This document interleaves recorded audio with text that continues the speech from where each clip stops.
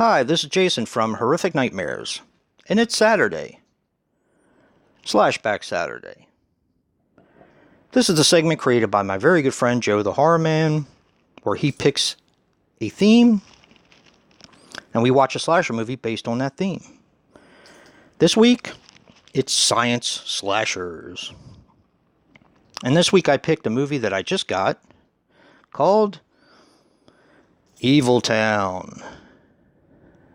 Now, Evil Town is a 1977 film which runs approximately 82 minutes and is directed by Curtis Hanson as Edward Collins and Larry Spiegel. He used an alias, Curtis Hanson did. Now, Curtis Hanson passed away on September 20th of 2016 at the age of 71. He was responsible for the movie Losing It with Tom Cruise. That was his first movie, I believe. 8 Mile and The Hand That Rocks the Cradle, among others. Larry Spiegel only directed one film, and that is a movie called Spree, but I believe he wrote a lot of other films. Now, this stars James Keach as Christopher Fuller. He was in Cannonball, The Long Riders, which is a Western, really good one, and National Lampoon's Vacation. But the movie I remember him in the most is Love Letters with Jamie Lee Curtis. And if you watch it, you'll understand why. This also stars Dean Jagger as Dr. Schaefer. He passed away on February the 5th, 1991, at the age of 87. He was in the movie Alligator, which I love, White Christmas, which is a really good film, but I know him the most from being the villain, Dr. Land, in Game of Death with Bruce Lee. Now, this has a very, very simple plot. A bunch of people pass through this town that's oddly enough called Small Town, which I guess is where John Cougar Mellencamp got his idea for that song. Now, Small Town has a population of 666. Imagine that.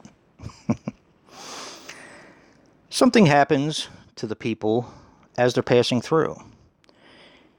They are greeted by the townspeople and then kidnapped and taken to Dr. Schaefer for his sinister plans. That's pretty much all I'm going to say about this. There's definitely more to it, of course, but watch it and find out for yourself. Now, to me, this was worth it, and I actually did enjoy this film. But it was worth it just to hear Dean Jagger say pituitary gland.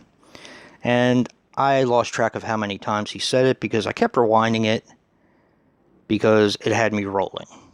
Just the way he says it is just priceless. Absolutely. Now, I had gotten this recently at Monster Mania.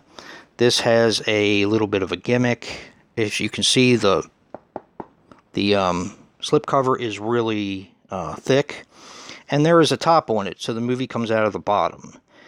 This is from Vinegar Syndrome Archives.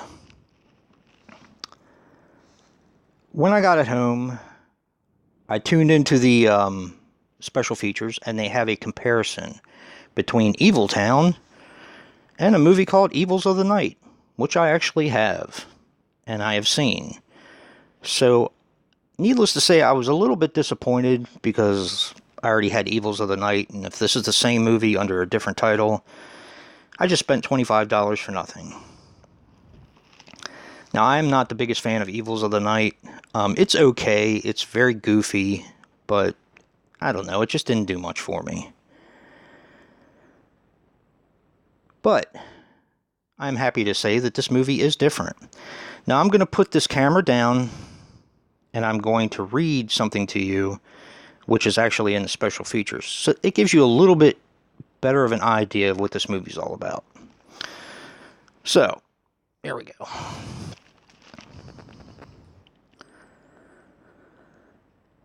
Evil Town began production in the early 70s under the title God Bless Grandma and Grandpa, and was to be directed by Curtis Hanson. After Hanson left the project, it was then turned over to director Larry Spiegel and was retitled as Goddamn Dr. Shigetz. Neither version was widely released. Sometime in the early 80s, producer Marty Rustam acquired the film.